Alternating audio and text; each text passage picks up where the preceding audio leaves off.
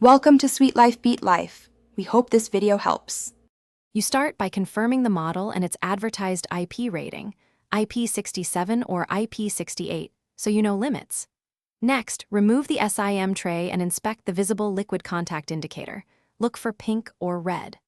Once done, scan seams, port openings, and the screen edge for gaps or corrosion. That tells you whether seals are intact.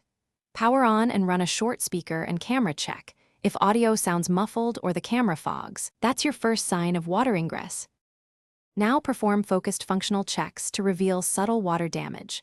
Play a 10 to 20 second audio clip at low, medium, and high volumes.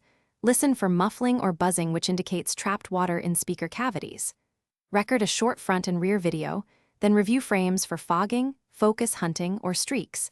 These show internal moisture.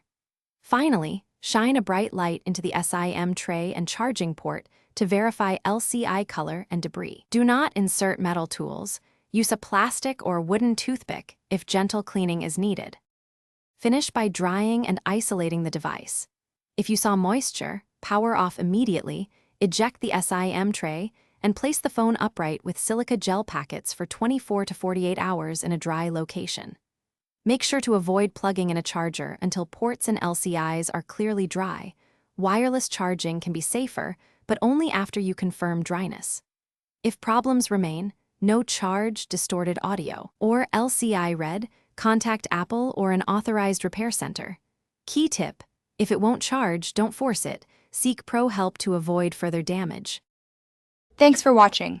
Consider subscribing if we helped you.